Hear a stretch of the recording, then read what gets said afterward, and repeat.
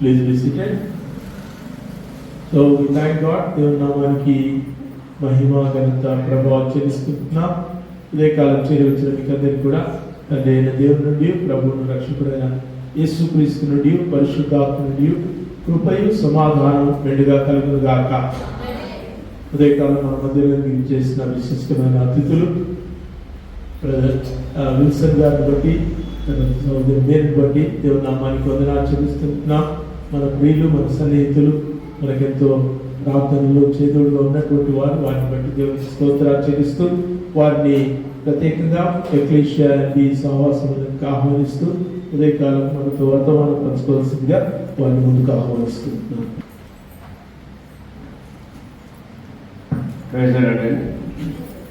శాస్త్రి గారు చెప్పిన విధంగా నా పేరు రేవంత్ విల్సన్ త్రిపుల గారు, నా సత్యమరి మేనమ్మ గారు. మరి ఉదయకాలం మీ మధ్యలో ఉండి వాక్య పరిచయం చేయటం దేవుడు మాకు ఇచ్చిన మంచి తరుణాన్ని బట్టి నేను మమ్మల్ని తెలుసుకున్నాను. ప్రత్యేకంగా మీ శాస్త్రి గారికి, పాస్టర్ పాల్ సుందర్ గారికి, నేను సత్యమరికి మా నిండైన హృదయపూర్వక వందనాలు ఇంట్లో అవకాశం ఇచ్చినందుకే. ఉదయం మీతో 3 విషయాలు అడిగా. మా గురించి లిటిల్ బిట్ ఇన్ఫర్మేషన్, మీరు అంతా కూడా ఇక్కడే ఉన్నటువంటి చిన్నపిల్లలు నాకు. మరి తర్వాత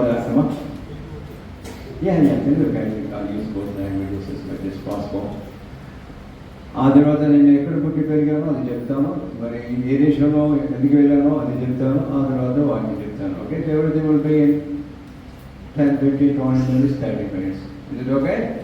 ఓకే. నేను పుట్టింది శంషాబాద్. ఎంతమంది శంషాబాద్ ఎలా ఉందో? ఎక్కడ దిగుంది? అది ఇప్పుడు ఫేమస్ అయిపోయింది. మేము పుట్టినప్పుడు చిన్న పల్లె, కాంగలు లేకపోతే అక్కడ కానీ రిక్షాలు, ఒక బస్సు వస్తున్నాయి. ఇప్పుడు ఆ శంషాబాద్ ఇంటర్నేషనల్ ఎయిర్పోర్ట్ అయింది కాబట్టి అన్ని దేశాలకు తెలుసు. London, Paris, France, Holland, India, Africa, ఎవరిబడి. సో నేను ఒక అతి ప్రాముఖ్యమైనటువంటి స్థలంలో పుట్టినటువంటి వ్యక్తి. నేను ఇప్పుడు చెప్పగలుగుతాను. It's very famous place. ఆ తర్వాత నేను అక్కడే చదువుకున్నాను. మరి కాలేజ్కి వెళ్ళినాను. మరి సైన్స్ డిగ్రీ చేసి నా వైఫ్ ఇక్కడ వనపర్తిలో ఒకటి మరి బాబులో చదువుకుంది. మరి దేవుడి చిత్తంలో మేము వివాహం చేసి అయిన తర్వాత ఒక 5 ఏళ్ళు వెస్ట్ ఆఫ్రికాలో కూడా తెలిస్తే మీకు అంతే. ఎంతమంది కాలేజీ పోతున్నారు ఇక్కడ? కాలేజీ పెట్టిన చేస్తే మా అందరి కాలేజీ పోతున్నారు. గుడ్. కాలేజీ మీరు ఆఫ్రికా మ్యాప్ చదువుతారా? చదువుతారు. ఆఫ్రికా అక్కడ ఉంటాయి కదా, అక్కడ మీరికి మ్యాప్ చూస్తే అక్కడ మనకి దగ్గర అవుతాయి. ఆఫ్రికాలో ఉన్న ఒక దేశము నైజీరియా. చెప్పండి అందరూ కూడా నైజీరియా. అది ఒకప్పుడు బ్రిటిష్ కింద ఉన్నటువంటి ఒక కాలనీ. మన దేశం కూడా బ్రిటిష్ కింద 250 సంవత్సరాలు ఉన్న తర్వాత 1900 ఏ సంవత్సరం మనకు స్వతంత్రం వచ్చింది? 47. Good, very all brilliant, intelligent girls and boys here. Anyway, ఆ దేశానికి 1965లో స్వతంత్రం వచ్చింది. ఆ తర్వాత ఆ దేశాన్ని బాగుపరచడానికి, మంచి విద్య చూపడానికి మనుషులు లేకపోయారు. కాబట్టి అనేక దేశాలు, ప్రత్యేకంగా ఇండియా దేశానికి వచ్చి మమ్మల్ని అనగా ఒక ఇంటర్వ్యూ పెట్టారు, పేపర్ అడ్వర్టైజ్మెంట్ చేసి. ఆ దేశంలో సైన్స్ సబ్జెక్టులు, ఫిజిక్స్, కెమిస్ట్రీ, మ్యాథ్స్ చెప్పేవాళ్ళు, ఒక టీచర్స్ అవసరం ఉందామని ఆ పేపర్లో అడ్వర్టైజ్మెంట్ చేస్తే దానికి అప్లై చేసుకోమంటే నేను అప్లై చేసుకుంటే నా మార్కులు మంచిగా ఉన్నాయి కాబట్టి రా అన్నారు. మీరు కూడా మార్కులు బాగా తీసుకుంటే ఎక్కడైనా పోతారు.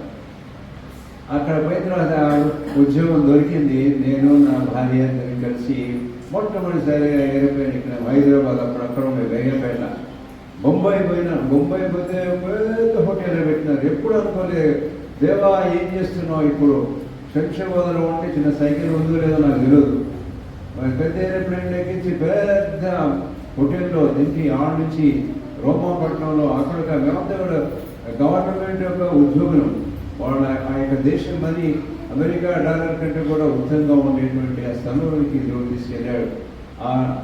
ఆ రోమాపట్నం నుంచి తిరిగి మేము నైజీరియా ఏ స్థలానికి వెళ్ళామో అక్కడ 5 ఏళ్ళు పనిచేసాం. ఎన్నేళ్ళు? 5 ఏళ్ళు. ఏ దేశంలో పనిచేశాను? నైజీరియా. నైజీరియాలో ఒక పట్టణం, దాని పేరు గైడెం.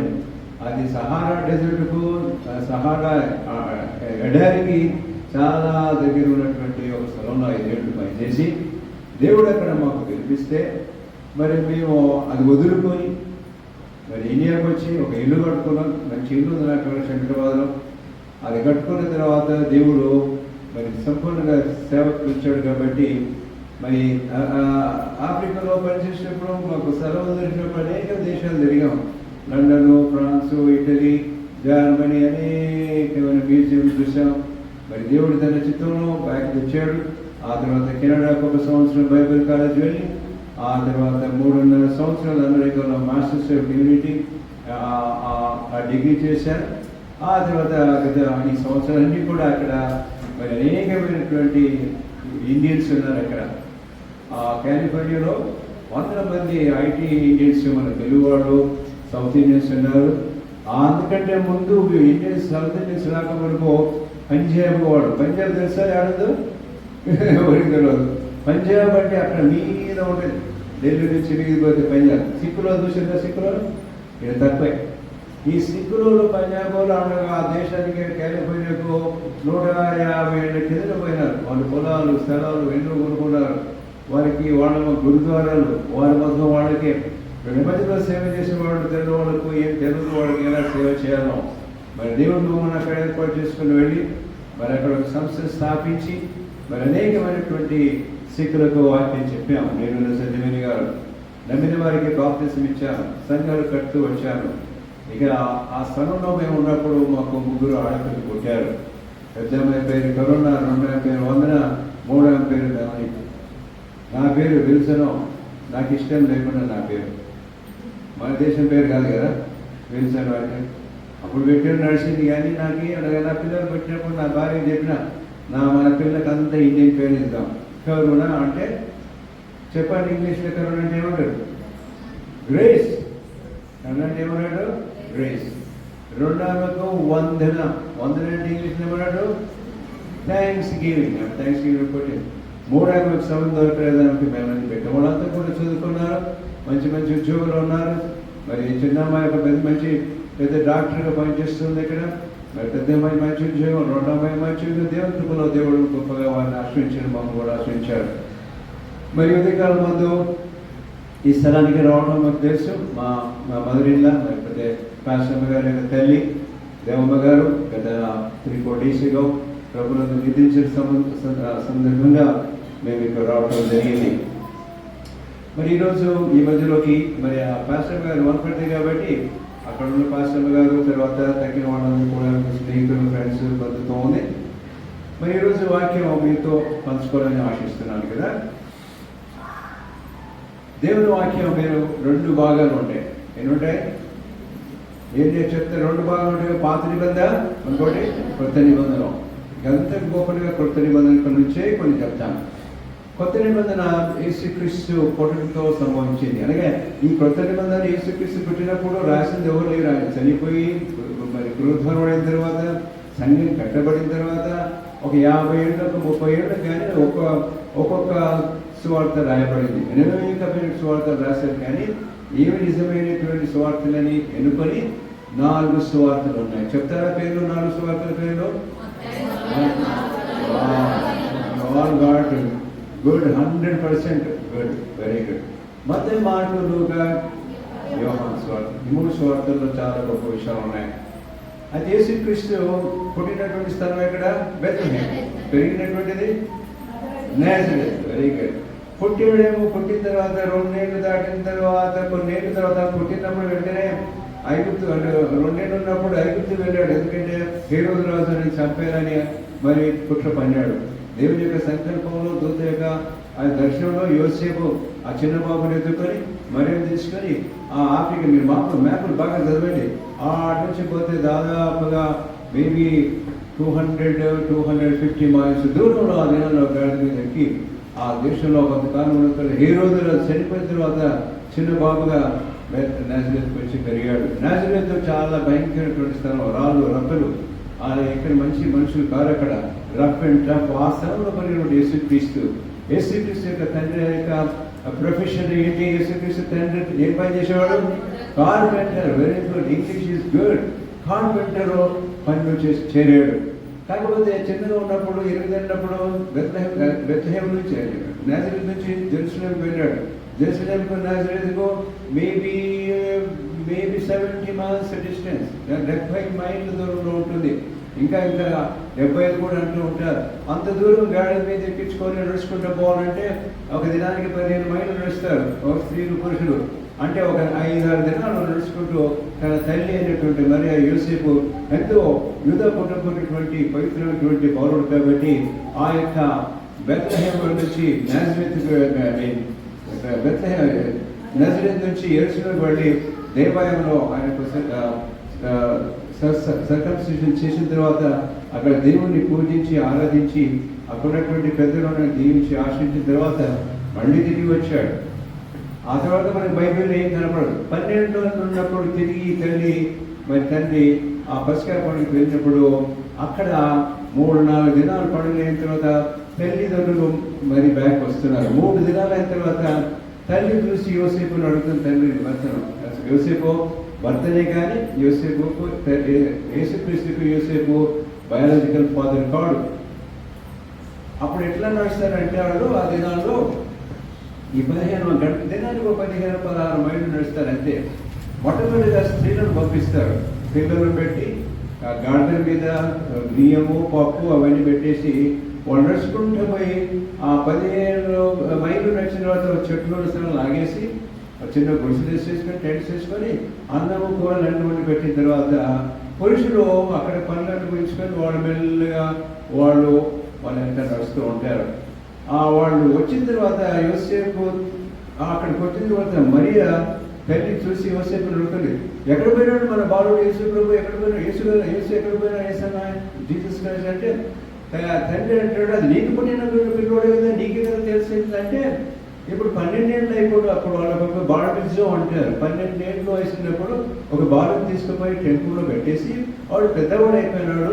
ఆ యొక్క గ్రంథపైన చేపెట్టినప్పుడు అక్కడ ఉన్నటువంటి ప్రీస్ట్ ఆయనను ఆశీర్వదించి ఇప్పటి నుంచి నువ్వు చిన్న పిల్లవాడు కావు, నువ్వు బాలుడు కావు, వయసు వచ్చింది కాబట్టి నీవు ప్రవర్తించే ప్రవర్తనకు నువ్వే బాధ్యుడు అని చెప్పి అప్పుడు ఆ రోజు నుంచి ప్రతి యూద పిల్లవాడు తండ్రికి ఉన్నటువంటి ప్రొఫెషన్లో ప్రారంభిస్తాడు. తండ్రి ఒకవేళ కార్పెంటర్ అయితే ఆ యొక్క వృత్తిలో ఉంటాడు, తండ్రి ఒకవేళ బిల్డర్ అయితే ఆ వృత్తిలో ఉంటాడు. కాబట్టి యోసేపు ఏమంటాడంటే అది నీ పిల్లోడు అంటే ఆ తల్లి అంటే అది నీ పిల్లోడు, ఇప్పుడు పెద్దోడైనా నియమడి వస్తాడు, నేను వచ్చాను, ఎందుకంటే మనం టెంపుల్కి తెచ్చి భారవిద్యుత చేసాం, నియమడి ఉండాలి కదా అంటే పిల్లోడు పోయినాడు. మళ్ళా పోయి వెతికంగా యేసుక్రీస్తు ఎక్కడ కనపడతాడు? దేవాలయంలో. అప్పుడు తల్లి అంటేది, ఇదిగో నీ తండ్రి నేను వెతుకుతూ ఉంటే నువ్వు కనపడలేదు అంటే యేసుక్రీస్తు అంటే నీకు తెలియదా నేను నా తండ్రి వృత్తిలో ఉన్నాను, ఆయన మై ఫాదర్స్ బిజినెస్ ఆయనకు తెలుసు. యోసేపు నిజమైన తండ్రి కాడని మరి తనకి నిజమైన తల్లి, కానీ నిజమైనటువంటి తండ్రి యెహోవా దేవుడికి తెలుసు. కాబట్టి ఆ యేసుక్రీస్తు 12 ఏళ్ళ తర్వాత తక్కినటువంటి 12 ఏళ్ళ నుంచి 30 ఏళ్ళ వరకు మనకి ఏం తెలియదు. అనగా 18 ఏళ్ళు ఆయన వడ్రంగి పని చేశాడు. He was a wood worker. చెప్పండి, wood worker. At the age of 30 ఆయన వృత్తిలోకి వచ్చాడు, సేవలోకి వచ్చాడు. బాప్తిసం తీసుకొని వెళ్ళాడు. ఆ తర్వాత సేవలో ప్రారంభించాడు. 3 సంవత్సరాలు ఆయన దాదాపు 3.5 years మరి ప్రచారం చేస్తూ వచ్చాడు. 18 ఏళ్ళేమో వుడ్ వర్కర్, 3 years ఏమో వండర్ వర్కర్. చెప్పండి, 18 ఏళ్ళు wood worker, 3 years wonder worker. ఆయన బోధన మొదలుపెట్టాడు. ఆయన బోధన పెడితే జనం వస్తూనే ఉన్నారు. అప్పటికి ఆ టెంపర్ ఉన్నటువంటి శాస్త్రులు పరిశీలన పెద్దలంతా అక్కడ ఉన్నారు. ఈయన గురించి ఎవరు లెక్క తెలియదు, ఎందుకంటే చిన్న పల్లెలు పుట్టినాడు, చదువుకోలేదు, ఎక్కడ ఆయన గురించి ఏం తెలియదు, పిహెచ్డీ తెలియదు, కాలేజీ వెళ్ళలేదు, ఏం లేదు. ఈ దగ్గర వాళ్ళంతా కూడా ఒక శాస్త్రులు కావాలంటే 3 సంవత్సరాలు వాళ్ళు ఈ పాత్ర మంది కూడా నేర్చుకుంటారు. పరిచయం వాళ్ళకే మరి అనేక స్పెషాలిటీ వాళ్ళలో ఉంది. కానీ యేసు గురించి ఎక్కడ వెళ్ళాడు, ఏం జరుగుతుంది, all of a sudden he came on to the stage, began preaching the kingdom of heaven is at hand, repent of your sins అని చెబుతుంటే అందరూ కూడా ఆశ్చర్యపడతారు, చుట్టూ తిరుగుతూ ఉన్నారు. సో వెంటనే ఆయన యొక్క popularity in the short period of time ఎంతో విస్తరించిపోయింది. అనేకమైనటువంటి ప్రజలు చూస్తున్నాడు. యూదులు ప్రత్యేక ఆయన సేవంతో కూడా గలిలీ సముద్రంలో ఎక్కువ ఆ ప్రాంతంలో జరిపాడు. అప్పుడప్పుడు దేవాలయంలోకి every time he will come to the temple every year 2 or 3 times. అక్కడ పోయినప్పుడల్లా ఆ యొక్క టెంపుల్ ప్రీస్టులు అక్కడ ఉన్నటువంటి పెద్దలు ఆయన ఎప్పుడు క్వశ్చన్ చేసేవాడు, ఎప్పుడు ట్రబుల్. కానీ మీద గలిలీ ప్రాంతం వస్తే ఎంతో మంది ఆయనను పూజించి ఆరాధిస్తూ బోధలు వినాలని ఎంతోమంది అన్ని జనులు రావటం, వాళ్ళకున్న రోగాలను స్వస్థపడటం కరుణాకరరాజు గురించి చెప్తూ వచ్చాడు. ఆయన బోధనలో ప్రాముఖ్యమైనటువంటి ఒక మెథడ్ ఉంది. దాన్ని ఏమంటారంటే ఉపమానములు. ఏమంటారు? ఉపమానాలు. అది చాలా ఆశ్చర్యంగా వాళ్ళకి అనిపిస్తోంది. ఉపమానాలు ఆయన యేసుక్రీస్తు చెప్పిన విధంగా ఎవరు కూడా చెప్పలేదు. కాబట్టి యేసుక్రీస్తు ఆయన ఎల్లప్పుడూ నేను వచ్చింది ఒకటే పని, ఆదాము ఏ తప్పు అయితే చేశాడో ఆ యొక్క ఏదైనా తోటలో ఆ పాపం నుంచి మానవుని రక్షించడానికి నేను వచ్చానని చెప్పుతూ మరి ప్రచారం చేసినప్పుడు అర్థం కాలేదు. ప్రత్యేకంగా యేసుక్రీస్తు ఆయన ఎక్కడికైతే ఉన్నాడో ప్రత్యేకంగా ఈ యొక్క ట్యాక్స్ కలెక్టర్స్ అంటే సుంకం తీసుకునేటువంటి వాళ్ళను, త్రాగుబోతులను, తక్కిన వాళ్ళందరూ కూడా ఈ టెంపుల్లో ఉన్నటువంటి ఆ పెద్ద పెద్ద ప్రీస్టులు, పెద్ద పెద్ద రిలీజియస్ అధికారులు ఏమన్నారంటే వీళ్ళంతా పాపులు, వీళ్ళ దగ్గర రానివ్వకూడదు, వీళ్ళు తాగుబోతు వాళ్ళు, అబద్ధికులు, మోసగాళ్ళు, వాళ్ళ జోడికి పోకూడదు, వాళ్ళ దగ్గరగా కూర్చొని మన గుడికి దగ్గరికి రానివ్వకూడదని వాళ్ళు అంటుంటే యేసుక్రీస్తు వాళ్ళ మధ్యలోకి వెళ్ళి వాళ్ళతో మాట్లాడి, సరవండి ఏం బాగున్నారా, ఏంటి మీ ఊరేంటి, ఏం పని చేస్తున్నారు, వాళ్ళు కూర్చొని తింటూ ఉంటే వాళ్ళ మధ్యలో కూర్చోవడం, వాళ్ళతో తిరిగి తాగేటువంటి వాటర్ కానీ జ్యూస్ కానీ తాగడం, వాళ్ళందరితో కలిసి మాట్లాడుతూ సంతోషంగా చూసి వీళ్ళు కొనుక్కుంటున్నారు. ఏమి అయినా దేవుడు ప్రవక్త అంటాడు, మనకున్న పద్ధతులతో చెడగొడుతున్నాడు, వీళ్ళు పాపను మన దగ్గరికి రావద్దంటే నేను యూదులకు రాజును, నేను దేవుని నుంచి వచ్చినటువంటి దైవ జనుడిని అని చెబుతూ వాళ్ళ మధ్యలో కూర్చున్నాడు అని వాళ్ళు కొనుక్కుంటూ ఉంటే యేసుక్రీస్తు అనేకమైనటువంటి బోధన చెప్తూ వచ్చాడు వాళ్ళకి అర్థమయ్యేలాగా. ఈరోజు మీతో పంచుకున్న విషయం అనగా ఈ రకంగా మరి ఆ లూకా సువార్త 10వ అధ్యాయంలో మనం చదివినగా మనం మొట్టమొదటిగా మొదటి వర్షం చదవండి, మొదటి 2 వర్షం చదవండి.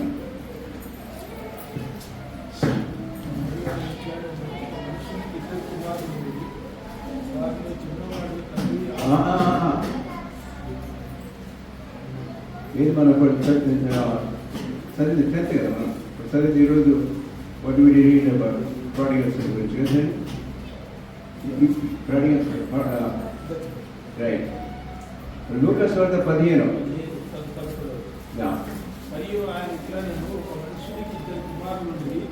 దానికండి మొదటి వచ్చిన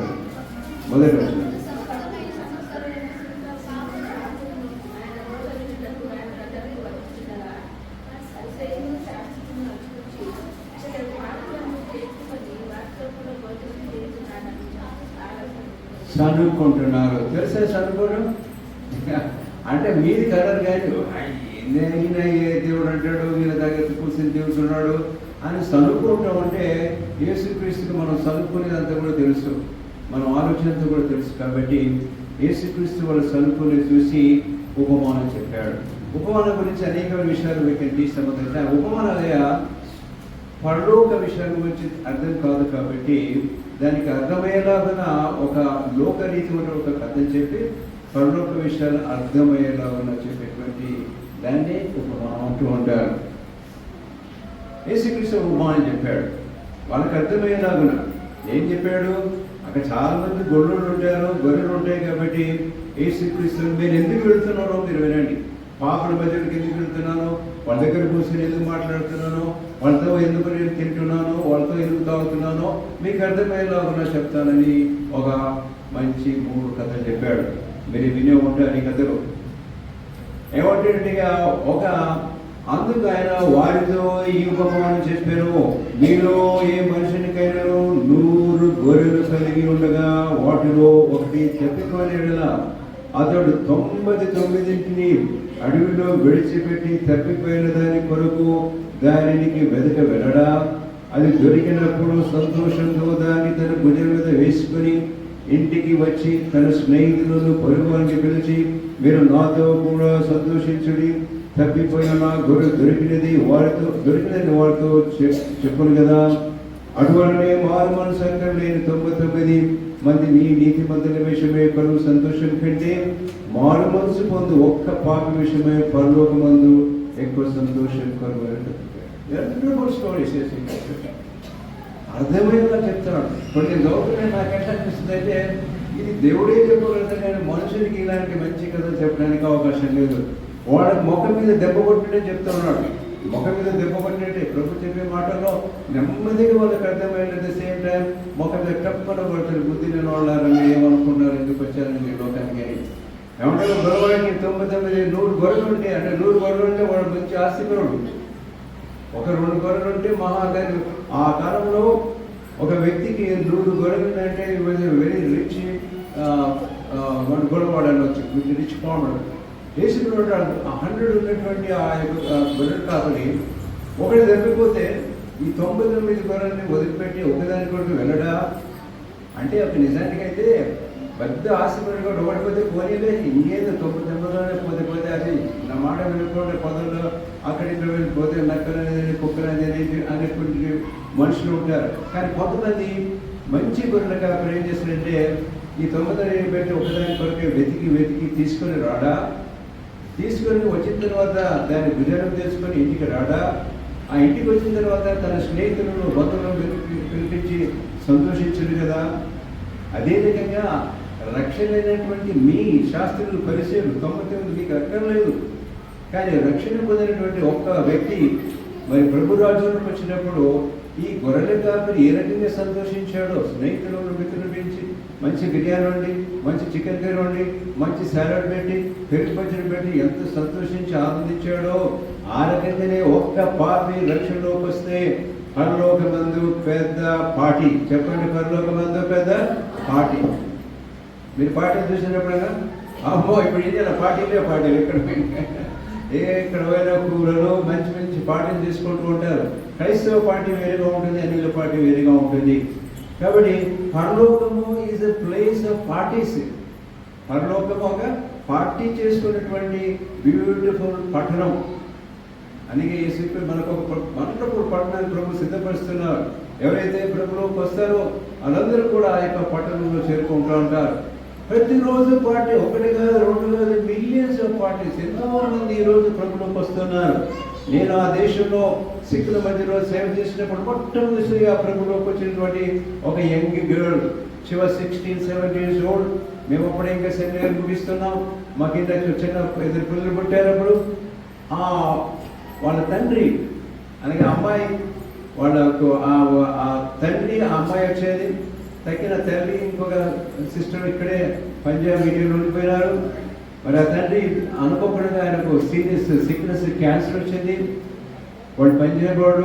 ఒక తెలుగు మాస్టర్ మాకు చెప్పాడు, ఇదిగో ఇక్కడ ఒక పంజాబ్ ఫ్యామిలీ ఉన్నది, మరి మమ్మల్ని సేవ పెంచారు, ఉండవంటే ఉన్నాం, ఈ కుటుంబానికి మీరు ఏమైనా సహాయం చేయగలిగితే చేయండి, మీరు ఇండియన్స్ వాళ్ళ కల్చర్ తెలుసుకుంటే నేను నా భార్య ఆ కుటుంబంలో సేవ చేసి ఆ సిక్ వ్యక్తిని ప్రభువులోకి రప్పించాను.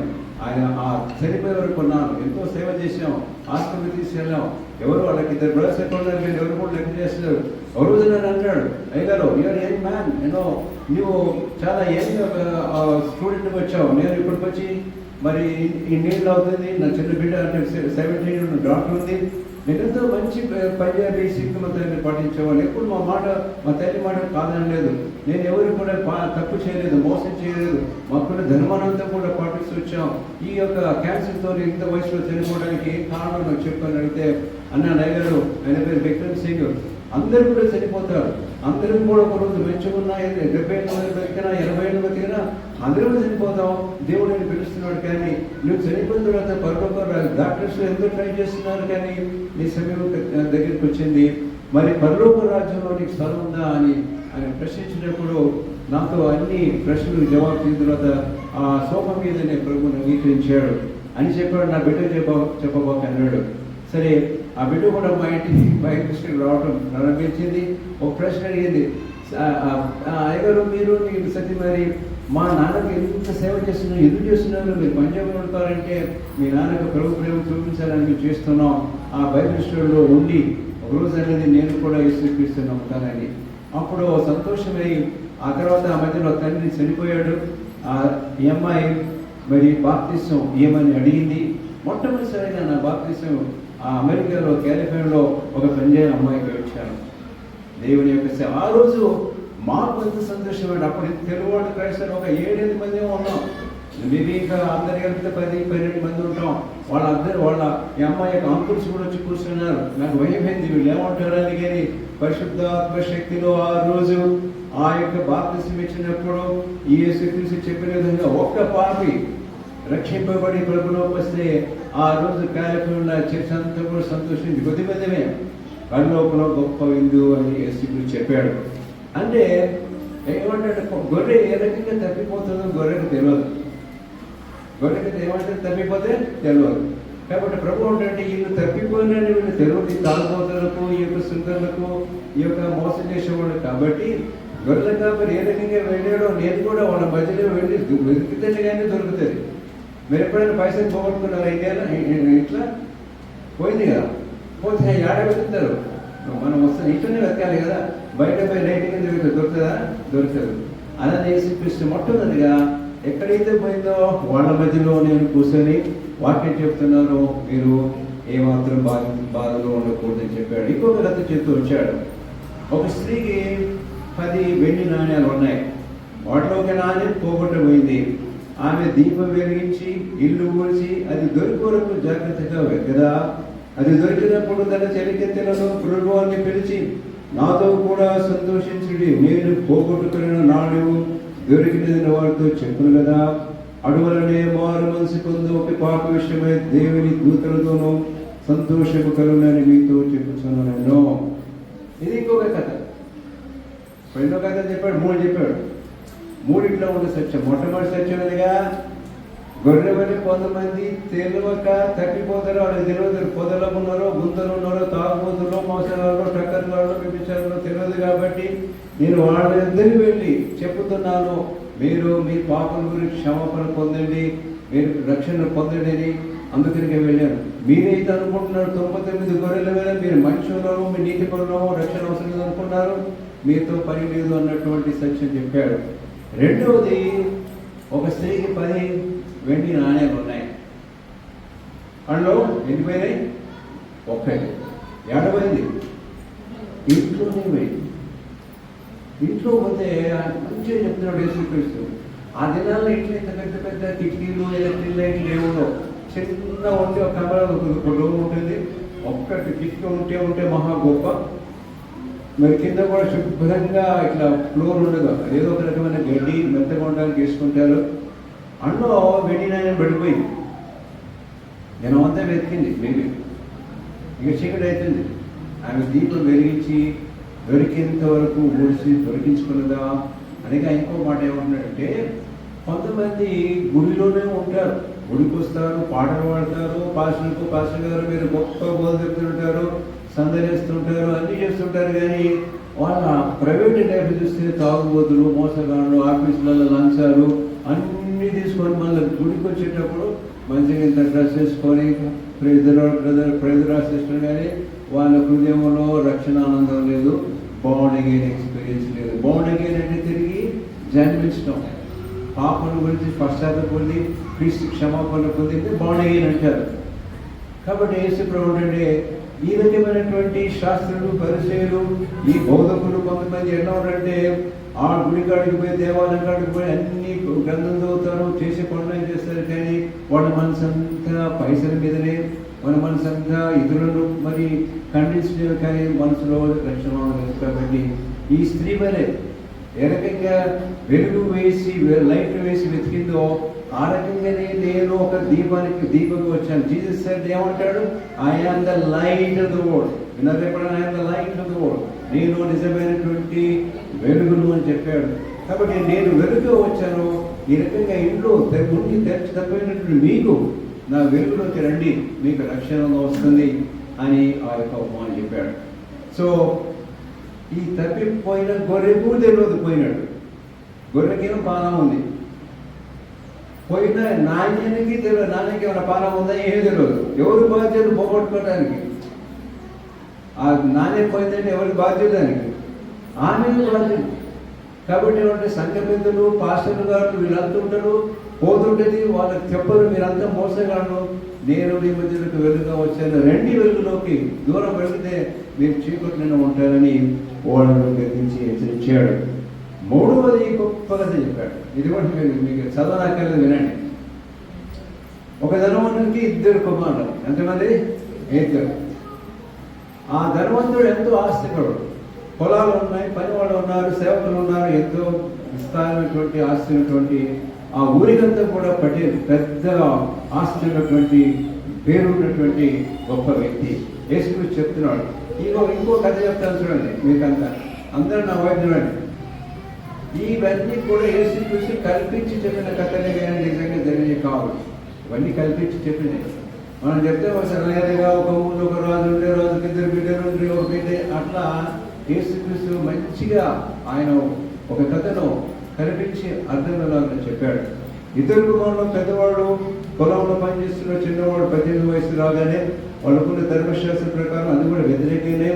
తండ్రి నాకు వచ్చే ఆస్తి నాకు ఏమన్నాడు, I'm young man, I want go and enjoy my life అన్నప్పుడు తండ్రి ఎంత దుఃఖించాడు మనకు తెలియదు. కానీ ఆ తండ్రి ఆ కుమారుడికి వచ్చేటువంటి పెద్ద కుమారుడికి ఒక భాగం ఎక్కువ వస్తుంది, చిన్న కుమారుడికి ఒక భాగం తక్కువ వస్తుంది, అది ఇచ్చేసేవాడు, పంపించేవాడు. దూరదేశం వెళ్ళి ఆస్తిని సంపూర్ణంగా దుర్వినియోగం చేసి తిని తాగి మరి అనేకమైన కష్టాలు గురొచ్చిన ప్రాంతంలో కరువు వచ్చినప్పుడు తిండికి ఆహారం కొరికే బాధపడుతున్నారు. ఆకలి అవుతుంది మీకు ఎప్పుడు? ఆకలి ఏం చేస్తావు? ఆడపోయి తింటాం. ఈ బాగా ఉన్నవాళ్ళకు వాళ్ళు ఆకలి తెలియదు, ధనవంతులకు ఆకలి తెలియదు. ఏమంటారు, ఇది బ్రేక్ఫాస్ట్ టైము, ఇది లంచ్ టైము, ఇది చాయ్ టైము, ఇది డిన్నర్ టైము, పండుకునేటప్పుడు ఇంత స్వీట్ తిని పండుకుందాం. ఇది బీదోళ్ళకి తెలుసు. ఆకలి అంటే అన్నం దొరకదు, ఎక్కడ బా. నేను ఆఫ్రికా దేశంలో 5 ఏళ్ళు పనిచేశాను. ఇక్కడ కూడా ఒకప్పుడు బీదవాళ్ళు అన్నం గుర్తున్న దేశం ఏమైనా ఉంటాయేమా, బిచ్చమేమా, పాతన్నం ఉంటాయేమా అని చూసినలో తెలియదు. కానీ ఆకలి అనేది బీదవాళ్ళకి తెలుసు, కానీ మనకు తెలియదు. రోజు చాయ్ కా టైం है, खालेंगे, डिनर का टाइम हम చికెన్ खाएंगे, బిర్యానీ టైం. ఈ మనం ప్రత్యేకమైన వాళ్ళు ఉన్నాం. కాబట్టి ఈ గొప్ప ధనవంతుని కుమారుడు, చక్కని హ్యాండ్సమ్ ఉన్నటువంటి కుమారుడు, విస్తారమైన డబ్బు తీసుకొని వెళ్ళినప్పుడు ప్రజలంతా ఫ్రెండ్స్ అయిపోయారు. దూర దేశం వెళ్ళిపోయాడు. Young man, full of money. ఇక ఆ దేశం వెళ్ళితే యూదుడు కాబట్టి వెంటనే జంట దేశం వెళ్ళాడంటే అన్యుల ప్రాంతానికి వెళ్ళాడు. అక్కడ ఉన్నటువంటి యూదా ప్రాంతం నుంచి వెళ్ళకుండా ఉండకుండా ఉంటే గుర్తుపడతారని అన్య దేశం వెళ్ళినప్పుడు ఒకరొకరు చూసినారు, నువ్వు ఎంత హ్యాండ్సమ్ ఉన్నావు బాబు, ఎక్కడి నుంచి వచ్చావు? అరే నీకు తెలిసే మన దగ్గర మంచి డ్యాన్స్, మంచి ఫుడ్, చికెన్, తందూరి చికెన్, తర్వాత ఏమంటే తిక్క చికెన్ వంట తీసుకున్నాం అని నేను తిన్నాం ఎక్కడో.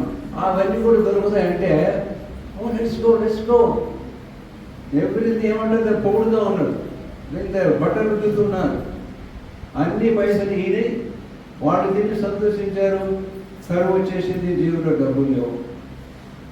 కరువు వచ్చింది, భాష తెలియదు, ఎందుకంటే వాళ్ళు అన్యులు, వీళ్ళేమో యూదులు, వాళ్ళకి కలిసి తెలియదు. ఓడి చూసి కూడా పని ఓడిస్తున్నాడు. ఆకలి కడుపు పండు పడుతూ వెతికంగా ఒకటి పని చేయాలి, నీకు మా కాడ పందులు అంటే యూదులు పందుల దగ్గర పోరు. కానీ ఆ పందుల కాడ కూర్చున్నప్పుడు బండగా కూర్చొని ఆలోచిస్తున్నాడు, అరే మా నాయన కాడ ఎంతమంది పనులు ఉన్నారు, ఇది చేసి ఇంత పరిస్థితులు వడిసరాకలేదా, నేనేమో పందులు తినడానికి కూడా ఆశిస్తులు దొరకలేదు అని దుఃఖించి పశ్చాత్తపడ్డాడు. నేను తండ్రి దగ్గరికి వెళ్ళి ఏమైనా అడుగుకుంటాను, కానీ ఒకటి అడుగుకుంటాను, నాయన నేను తప్పు చేశాను, దేవుని దృష్టికి నీ దృష్టికి నీకు చాలా బేయిజ్జత్ చేశాను. ఊళ్ళందరూ కూడా అడుగుతున్నారు, ఎవ్రీడే అడుగుతారు, నీ చిన్నపిల్లగాడు ఎక్కడ బాగా అంటే ఏమో అని ఎక్కడ బాగా, అరే మీరు ఏం తండ్రివాయా, పిల్లగాని మంచిగా చూసుకోకుండా వాళ్ళు పైసలు పంపిస్తావా అని అనేకమైన నిందలకు గురైపడతాయి ఆ ఊళ్ళో. ఈ కొడుకుగా పశ్చాత్తం వచ్చి నేను వెళ్తాను అనుకొని బయలుదేరాడు. తండ్రి కూడా ప్రతిరోజు చూస్తున్నాడు, కొడుకు వస్తాడేమో, ఇవాళ వస్తాడేమో, రేపు వస్తాడేమో చూస్తూ ఉన్నాడు. చివరికి ఈ పిల్లోడు బయలుదేరాడు, దూరదేశం వెళ్ళాడు. కాబట్టి might take a long time to walk back to his father's తండ్రి అనగా ఇక్కడ సత్యం అనగా మనం దూరంగా అంటే మన పాపాలు ఎన్నో రకాలుగా చేసి ఎంతో దూరం తాగుపోతూ రకరకాల తప్పులు చేసి ఎంతో దూరం వెళ్ళిపోతాం తండ్రి యొక్క కుటుంబం ఇంటి దగ్గరే ఉంటాం కానీ ఆత్మీయంగా ఎంతో దూరం వెళ్ళిపోతాం. ఈ పిల్లవాడికి అర్థమైంది యంగ్ మ్యాన్కు, నేను నా తండ్రికి దూరం అయిపోయాను, నా ఆత్మీయ పరంగా కూడా దూరం అయిపోయాను, మరి ఏం చేయాలి అని ఒకటైతే తీర్మానం చేసుకున్నాను. నేను నా నాయనను ఒకటే అడుగుతాను మా తండ్రిని, నాయనా తండ్రి నేను పాపం చేశాను, నీ దృష్టికి కాదు దేవుని దృష్టికి మొట్టమొదటిగా నీ దృష్టికి పాపం చేశాను, నన్ను క్షమించు. ఇక నాకున్న హక్కు పోయింది, నీ కొడుకుని కాదు, నాకు ఒక న్యాయం పైసా నీ దగ్గర చేయలేదు, నాకు వచ్చే ఇష్టంతా తీసుకున్నాను, అంతా బర్బాద్ చేసేసాను, నాకు ఒక్కడే కావాలి. నేను చెప్తే బిస్తరి ఒక కాదనక ఒక మూల కింద పెట్టి ఒక రూమ్, నువ్వే పని చెప్తే నా పని వెంబడి అందరూ చేస్తాను, వాళ్ళ కింద చేయమంటే కూడా చేస్తాను అని అనుకొని బయలుదేరాడు. తండ్రి కిటికీలో చెవులు చూస్తాడు, ఊరవతు నుంచి పిల్లవాడు వస్తున్నాడు, తనక దుమ్మిన లేదు, వెంటకలన్నట్లే ఉన్నాయి, చిరిగిపోయిన బట్టలు, కాళ్ళకు చెప్పులు లేవు. అది రోడ్డు నడుస్తున్నాడు, కొద్దిగానే బయలుదేరండి, 10 గంటలైంది, మా ఊరు కూడా వస్తాడు, దూరంగా చూస్తున్నాడు, నడుతూ నా కొడుకు దాకానే ఉందని మనం బైబిల్ చదివితే ఆయన బిల్డింగ్ నుంచి కిందకి వచ్చి ఆ రోడ్డు మీద బస్సులు పరిగెత్తుతుంటే యూతులు లాంగ్ గౌన్ వేసుకుంటారు, పరిగెత్తుంటే అక్కడ నేను జస్ట్ ఇమాజిన్ అక్కడ పిల్లలు చిన్న చిన్న దుడ్డగారు ఏక బాయ్స్ అప్పుడు సర్దార్జీ ఏమైంది, ఎంతసేపు పటేల్ గారు చెక్కు ఎందుకు ఉరుకుతున్నావు, నీకేం కాదు, పాలుగా ఉన్నా గుడ్డుగా ఉన్నా ఏం కోడిగా ఉన్నా మేము తీసుకొస్తాం దుకాణం, పొద్దున ఎందుకు ఉరుకుతున్నావు, ఎంతమంది దుడ్డగా ఉంటే అంటే అరే నాకు పాలక్కర్లేదురా, గుడ్డక్కర్లేదురా, చింతపండు అక్కర్లేదు, టమాటా అక్కర్లేదు, కానీ అట్లా చూస్తే నా కొడుకు వస్తున్నట్టు అని ఊరవుతుంది పెరిగిస్తాడు. ఆయన నిలబడే కానీ కొడుకు ఆండ నిలబడతాం మనం చూసి ఎంతో అద్భుతమైనటువంటి కథ యేసుక్రీస్తు చెప్తున్నాడు. అప్పుడు కొడుకు అట్లా నోటి నుంచి మాట తెరవకుండా తండ్రి ఆ కొడుకును మరి హగ్గు చేసుకొని కౌగలించుకొని ముద్దు పెట్టుకుంటూ ఉంటే ఆ మురికి బట్టలు వాసన ఏమైనా కానీ తండ్రి ప్రేమను దూరపరచలేదు. తండ్రి ముఖం చూస్తూ నాయనా నేను పాపం చేశాను, నన్ను క్షమించు, ఇంట్లోకి తీసుకొని పని వాళ్ళగా పెట్టుకుంటే తండ్రి అంటాడు, ఒరే నీవు ఎంత దూరం చేసినా, ఎంత పాపం చేసినా, ఎంత నష్టం చేసినా నీలో ఉన్న రక్తం నాదిరా, నేను ఏ రకంగా పని వాళ్ళగా తీసుకుంటాను, your back to my home అనేటువంటి ఆ గొప్ప సత్యాన్ని చెప్పి తన ఇంటికి తాను తీసుకుని వెళ్ళి గొప్ప పండుగ చేస్తాడు, క్షమిస్తాడు, ఇంట్లో చేరుతాడు. మరి కిందికి వస్తే ఇది కథలో ఉన్నటువంటి ఒక ఉపమానం చెప్తాడు యేసుక్రీస్తు. ఒక దాంట్లో ఒక సత్యం ఉంటుంది, పాయింట్. ఈ కథ అంతా ఎవరు చెప్తున్నాడు యేసుక్రీస్తు? శాస్త్రులకు, పరిచయులకు, దాని తర్వాత స్క్రైబ్స్ అంటారు, వీళ్ళంతా కూడా భక్తి పరులని వీళ్ళందరూ దూరం పెడుతున్న వాళ్ళకి చెప్తున్నారు. నేను ఎందుకు వాళ్ళ అక్కడ కూర్చున్నానంటే కొంతమంది ఇట్లా పోయారు, కొంతమంది ఏమో అంతా ఉన్నా కానీ లోకాలు దూరం వెళ్ళిపోయారు, అందుకే వచ్చారు. ఒకడేమో పశ్చాత్తాపడి తిరిగి తండ్రికి వచ్చాడు, పెద్ద కొడుకు వస్తాడు. పెద్ద కొడుకు వస్తే ఇప్పుడు తండ్రి ఇద్దరికి ఇచ్చాడు, బాగా చూస్తే పెద్దవాడికి వానికి వచ్చే ఆస్తి వానికి ఇచ్చాడు, రెండో వాడికి వచ్చే ఆస్తి వాడు ఇచ్చాడు, రెండో వాడు అంతా నష్టం చేసి తిరిగి ఇంటికి వచ్చాడు. పెద్దోడు పని చేసుకొని 3-4 గంటలకు సరిగ్గా 5 గంటలకు అక్కడ 6 నుంచి 6 పని చేస్తారు. 6 గంటల ఆ ప్రాంతానికి ఇంటికి దగ్గరకు వస్తే ఇంటికాడ పెద్ద జలస అవుతుంది. చెప్తాడు, నా కొడుకు వచ్చాడు, కొత్త బట్టలు వేయండి, స్నానం చేయండి, రింగ్ వేయండి, చెప్పులేయండి, పెద్ద ఆవుదోడు దర్శనం చేయండి, పెద్ద మంచి మ్యూజిక్ వేయండి అంటే జరుగుతుంది. పెద్ద కొడుకు వచ్చి చూసి ఒక పని పెట్టి సరే ఏంద్ర కేవలం అంటే అదేంటి మీ తమ్ముడు వచ్చేసి బ్యాగ్ ఆడి నేను పట్టాడు, నా తమ్ముడు వచ్చింది ఆ బ్యాగ్, వాడు పోయి అన్ని దుర్మార్గుడు ఇంటికి బెయిల్ చేసిండు, మా కుటుంబం పేరు కొట్టిండు, డబ్బులు తీసుకుపోయాడు, పాపం తీర్చాడు, వాడిని మళ్ళీ పెద్ద పాడి చేసి పెట్టాడు, 2 దెబ్బలు వేసి మూలం కోసం పెట్టడానికి ఇంత పాడు చేస్తాడు. ఈ పెద్ద కొడుకు కోపం వచ్చి ఆంటీ నిలబడ్డాడు. ఆంటీ అంటే బయట నిలబడ్డాడు దూరం. తండ్రి ఆయనకి ఎంత కోపం వచ్చి తండ్రి వస్తాడు బయటికి, నైనా రా అంటే ఆయన మనసులో ఏముందంటే ఈ ఇస్రాయేల్ చేసిన తర్వాత తండ్రికి ఏం లేదు, ఆస్తి మీద ఏం హక్కు లేదు. అంటే పెద్ద కొడుకు పంచించాడు, ఈ కొడుకు రెండో కొడుకు పంచించాడు, పెద్ద కొడుకు ఆస్తి అంతా తండ్రి సూపర్వైజ్ చేస్తాడు కానీ ఏం హక్కు లేదు. కానీ పెట్రోల్లో ఉన్నాడు. ఇప్పుడు నేను రాను అంటాడు, నేను రాను అంటే మనసులో నేను చెప్తున్నా, మనసులో ఉందంటే కొడుకు పొద్దుగా వచ్చాడు, ఆవుదోడు కొట్టిస్తే, స్నానం చేపిస్తే అన్నకు ఒక మాట చెప్పొచ్చు కదా. పాట అవుతుంటాడు అన్నమాట మనం. అర్థమవుతుందా మీకు? మనం ఎవరికైనా పెద్ద పార్టీ చేస్తుంటే ఒకసారి వస్తాడు, సరే సార్ మీరు రండి పార్టీకి అంటే, అరే నాకు ముందు చెప్పొచ్చు కదా, అందరిని తీసేసి నాకు ఎప్పుడు పిలుస్తున్నాం ఆ మనసు వచ్చేది. అర్థమైందా నేను చెప్పేది?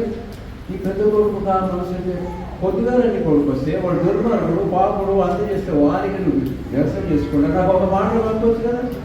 మరి ఉన్నది కూడా ఆవుదోడు కూడా నాదే, వాళ్ళ ఆవుదోడు వాడు తీసుకొని అమ్ముకొని పైసలు చేసుకొని పోయాడు. నీకేం లేదు, నువ్వు నన్ను పిలవకుండా పార్టీ చేసుకుంటా నేను వస్తే నన్ను రమ్మంటావా ఇప్పుడే నాటావు. తండ్రి అంటే నాన్న రాగట్టిందా, నన్ను వేద్యం చేసిన ఆడుకుంటాడు.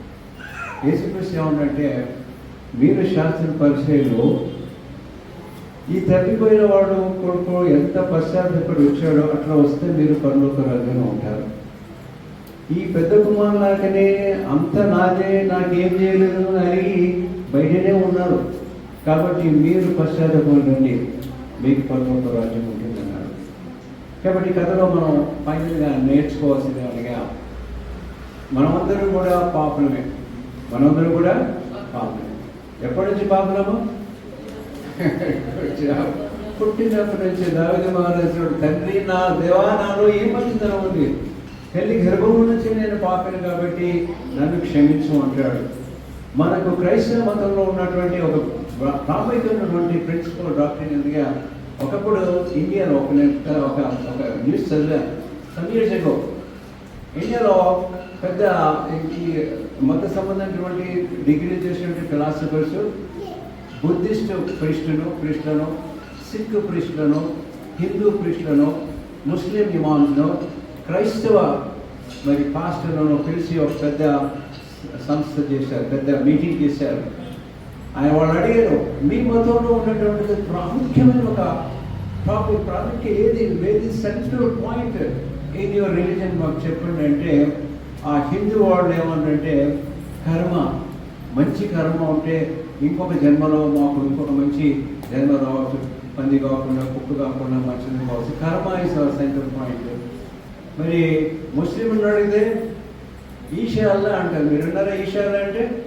ఆ దేవుడు ఏం చెప్తే అది ఏం జరుగుతుందో మాకు తెలియదు కానీ మా జడ్జిమెంట్ అని అంటారు. బుద్ధిస్టులు నిర్వాణ అంటే మనం బతుకుతాం, టుపుక్కుని అంటే ఆత్మ ఎక్కడ పోతుంది కానీ గయ అని వాడు అన్నారు. క్రైస్తవుల దగ్గరికి వచ్చే ఆ క్రైస్తవ పాస్టర్ పెద్ద ఆయన, మా మతంలో మా క్రైస్తవంలో ఉన్నది మెయిన్ ప్రిన్సిపల్ ఏంటంటే క్షమాపణ. చెప్పండి కొట్టండి, క్షమించడం.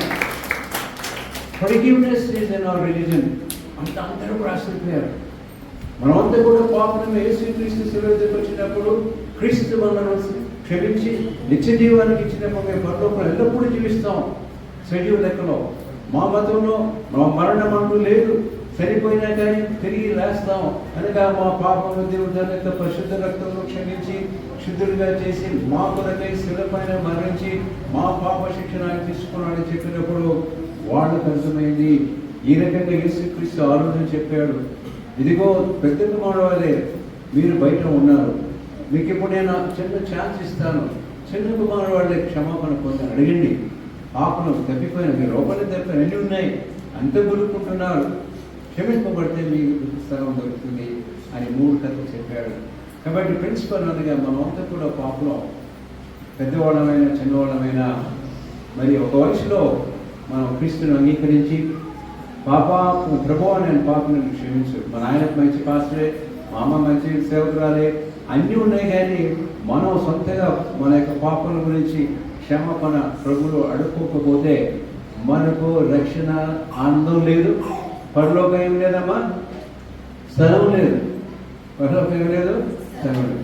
యేసుక్రీస్తు మంచి మాట చెప్పాడు చనిపోకుండా తన శిష్యులతో, నేను పోతున్నా అన్నాడు.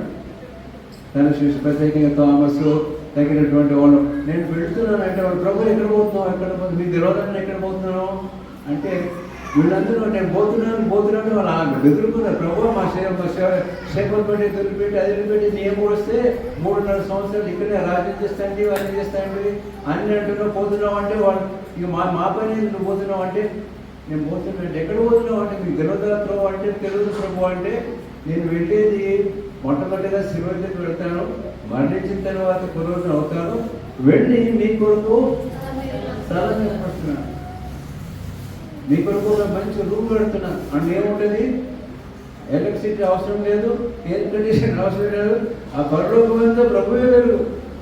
కాబట్టి అంత పర్ఫెక్ట్ ప్లేస్ మీకు ఇస్తే, ఎవడొచ్చి నీ ఎలక్ట్రిసిటీ కట్ చేయడు, ఎవడొచ్చి నీ దానికి కష్టపడు, అంత స్థలం చెప్తున్నాను. కాబట్టి మీరు వెళ్ళి చెప్పండి, నేనే మార్గాన్ని సత్యాన్ని ఇంకొకరు ఎవరు లేరు, ఇంకొక దేవుడే లేడు అని సత్యం చెప్పమంటే థామస్ వింటాడు. అన్నమాట థామస్ వింటాడు. మరి ఎక్కడ ప్రభు అంటే, నేనే సత్యాన్ని మార్గాన్ని, నేను తప్ప వేరొక మార్గం లేదన్నప్పుడు థామస్ ఒంటరి హిందూ దేశం వచ్చాడు. ఆ దినాల్లో హిందూ దేశం, మన మతంలో హిందూ మతంలో అనేకమైన మార్గాలు, ఏ మార్గంలో 3000 దేవుళ్ళు ఉన్నారు. కాబట్టి మన మొట్టమొదటిగా మన దేశానికి రక్షణ అందరినీ వెలుగు తెచ్చిన వాడు యేసుక్రీస్తు శిష్యునటువంటి అపోజిట్ థామస్ గారు కేరళలో చేశారు. కాబట్టి ఈరోజు మనం నేర్చుకోవాల్సి వచ్చినగా క్రీస్తును మనం సంపూర్ణంగా అయినప్పుడు దేవుడు మనం కాపాడు ఆశ్రయించి ముందుకు నడిపించి మన సమయం ఎప్పుడు కొంతమంది పొద్దున్నే ప్రభుత్వం పెరగవచ్చు, కొంతమంది మదరేళ్ళలాగా 90 గవర్నర్ కూడా ఉండవచ్చు. అది గొప్ప సాక్ష్యం. నేను కూడా మంచి స్కూల్లో చదివాను, మిషన్ స్కూల్లో, హై స్కూల్లో, మిడిల్ స్కూల్లో ఉన్నాను. మిడిల్ స్కూల్ అయిపోయింది, కాలేజీలో పడ్డాను. మా నాన్నగారు మంచి ఫార్మసిస్ట్ మిషన్ హాస్పిటల్, మా అమ్మ మంచి బైబిల్ ఉమెన్ హాస్పిటల్ పనిచేసాను. నేను 5వ కుమారుడి మా ఇంట్లో, 5వ సంతానం అంటే ముందుకు పోయాను. నేను మంచి యాక్టివ్గా ఉండేవాడిని, యూత్లో కానీ అన్నింటిలో ఇవన్నీ చేస్తుంటే ఫీల్డ్ అసోసియేషన్ యూత్లు అన్నింటిలో ముందు నిలబడేవాడిని. చిన్న మంచి క్వాలిటీగా ఉండేవాడిని. అందరూ నన్ను లైక్ చేసేవారు, విల్సన్ గారు అని. ఏంటంటే మా ఫాదర్ ఒకసారి చూసేవారు, నువ్వు అన్నింటిలో ఉన్నావు, బాగా ఉన్నావు, అందరూ నీకు అంటే మిషన్ కాంపౌండ్లో వేసానంటే అందరూ తెలుసు, అక్కడ వాలీబాల్ ఆడుతూ ఇవన్నీ ఆడుతావు, కానీ నీవు ఎప్పుడు కూడా నీకు రక్షణ ఆనందం లేదని నీకు తెలుసు అన్నాడు. అంటే ఏంటిది రక్షణ అంటే, సండే స్కూల్ పోతే సి తెలుసా మీకు, సి అంటే క్రిస్టియన్ ఎండోవర్ ఉంటుంది, ఆ మీటింగ్ నడిపించేవాడిని. నీవు నీ పాపాలు ఒప్పుకొని బాప్తిసం తీసుకొని అప్పుడే నీకు రక్షణ ఆనందం. ఇది లేకపోతే ఈ రాత్రి నాకు బాగా జ్ఞాపకం, ఈ రాత్రి నువ్వు నేను చనిపోతే నేను పరలోకం పోతే నేను చూస్తానో లేదన్నాడు. నాకు అప్పుడు భయం అయిపోయి ఆ రాత్రి నా రూమ్లోకి వెళ్ళి ప్రార్థన చేసి ప్రభువుని అంగీకరించి, మా పాస్టర్ గారు జేమ్స్ గారు ఉండేవారు, పాస్టర్ గారికి వెళ్ళి, పాస్టర్ గారు మీరు ప్రభువుని అంగీకరించడం నాకు బాప్తిసం అంటే, అనేది అక్టోబర్ చాలా నీళ్ళు చల్లగా అయిపోతాయి, ఇంకా మనం ఏప్రిల్లో మేలో చేసుకుందాం, ఇంకా 5-6 మంది అయితే బాగుంటుంది అంటే, నేను ఎంత చల్లగా దొరుకుతాయండి అని చెప్పాను. అప్పుడు పాస్టర్ గారు సాక్ష్యం పెద్దలతో వినిపించి మరి ఆ బాప్తిసం ఏర్పాటు చేసిన శంషాలు ఇంకా ఉంది ఆ తోటి. నేను ఒక్కనే ఆ చల్ల నీళ్ళతో బాప్తిసం తీసుకున్నాను. నా పిల్లలు మరి అమెరికాలో పుట్టి పెరిగారు, వాళ్ళు మేబీ 10-12 years ఉన్నారు. అప్పుడు వచ్చినప్పుడు మా బిడ్డలు చూపెట్టాను, ఇది నేను పుట్టినటువంటి బాప్తిసం తీసుకున్నాను. మా ముగ్గురు ఆడపిల్లలు కూడా సేవ చేసినప్పుడు, ఇంకా ముగ్గురు పంజాబీ పిల్లలు వాళ్ళందరూ కూడా సాక్ష్యం ఇచ్చారు. మా ముగ్గురు ఆడపిల్లలు నేనే బాప్తిసం ఇచ్చాను. ఆ సాక్ష్యంలో వాళ్ళు ఏమన్నారంటే, నాకు రక్షణ గురించి చెప్పింది ఎవరు, నేను కాదు మా అమ్మ అన్నారు. నాకు బాగా ఇష్టమైపోయింది. అంటే తల్లి మాటలు చాలా ప్రాముఖ్యం. తల్లి ఎక్కడ చెప్తాడు, అన్న డోనట్ తెచ్చిస్తాడు, కుక్కీలు తెచ్చిస్తాడు, చికెన్ అన్నీ తెచ్చిస్తారు, కానీ తల్లిలో ఉండేటువంటి ఆ మాటలు వాళ్ళు బాగా వింటారు. కాబట్టి నా బిడ్డలకు నేనే బాప్తిసం ఇచ్చాను. ఈ బోధన ముగించడానికి నేను చెప్పవలసినదిగా, మీరు రక్షణలో ఉంటే గట్టిగా ఉండండి, ప్రభువాక్యం చదవండి, ప్రార్థన చేయండి. దేవుడు మిమ్మల్ని ఆశ్రయించి ఎక్కడెక్కడ తీసుకెళ్తాడో మనకు తెలియదు, ఎక్కడెక్కగా వాడుకుంటాడో మనకు తెలియదు. నిజానికి మీరు ఇంకా రక్షణ లేకపోతే ఆలస్యం చేయబాకండి. ప్రభువును అంగీకరించి, ప్రభువా మీరులోకి వెళ్ళి, ప్రభువా నన్ను పాపని క్షమించు, నీ రక్షణను కనుగరించు, నన్ను నీ బిడ్డగా చేసుకో, నేను నీ అందే జీవిస్తాను, నా జీవితాంతమైన ప్రార్థన చేసిన తర్వాత పాస్టర్కి వెళ్ళండి, మీకు తగినటువంటి ఏర్పాటు చేస్తూ ఉంటారు. దేవుడు గొప్పవాడు, ఎంత గొప్ప అనుభవం అనిపించాడు. నేను ఎప్పుడు కూడా నా జీవితంలో సేవకు రావాలని నాకు ఆశ లేకుండా, ఎప్పుడు కూడా ఆ సమయంలో ఉండేది. నేను బాగా చదువుకున్నాను, మంచి ఉద్యోగం చేయాలి, మంచి పొజిషన్ రావాలని నాకు చాలా ఆశ ఉండేది. నేను ఇక్కడ గవర్నమెంట్ టెస్టులు రాసి మంచి ఆర్టీ ఆఫీస్లో మంచి జాబ్ దొరికింది. లారీలకు ట్యాక్సీకారులకు పనిచేస్తూ మంచి పొజిషన్, ఆ ఫీస్ అయిపోయింది. అక్కడ చేస్తుంటే మా నాయన అన్నాడు, రే ఇంట్లో ఉంటే నువ్వు చదువుకోకుండా ఈ డబ్బులు వస్తాయితే ప్రతిరోజు తాగుతావు, రకరకాల చెడులు ప్రభు దూరం వరకు వదిలేసి నీవు కంప్లీట్గా నీ బీఎస్సీ కంప్లీట్ చేయి అంటే అది కంప్లీట్ చేసి బీఎడ్ చేసి మా ఊరికి వస్తే దేవుడు నాకు భార్యను ఇచ్చాడు. ఆ తర్వాత ప్రొఫెసర్ అక్కడ పెద్ద పెద్ద పనులు చేసి డబ్బులు సంపాదించి దేశాలన్నీ చూసినాక ఒకసారి ఏరోప్లేన్ మీద ఆఫ్రికా ఈజిప్ట్ నుంచి అట్లా పోతా ఉంటే ఆ ఏరోప్లేన్ ఆల్మోస్ట్ కిందికి వచ్చి పడిపోయేటట్టు అయిపోయింది. మేము ఉత్తరమే క్రైస్తవం, అందరూ ఆరో ముస్లిమ్స్. ఆ పైలట్ మీరు దేవుడికి ప్రార్థన చేయమన్నాడు. ప్రార్థన చేసిన తర్వాత దేవుడు రక్షించాడు. అప్పటి సేవలకు వచ్చాం. మీ కథలు ఎట్లా ఉంటాయో మనకు తెలియదు, కానీ దేవుడు గొప్పవాడు. ప్రభునందు గట్టిగా ఉంటున్నానండి. ప్రభు వందనాలు. ఈ సమయం ఉంది, ఈ స్థలంలో ఈ వాక్యం పంచుకోవడానికి ఇచ్చిన కృపలు బట్టి వందనాలు. ఇంకా దీవించి ఆశ్రయించు పాస్టర్ గారు ఈ సంఘాన్ని అభివృద్ధిపరిచి ఈ యొక్క వెలుగులో వారిని తీసుకుని వెళ్ళమని తీసుకుని తండ్రి. ఆమేన్.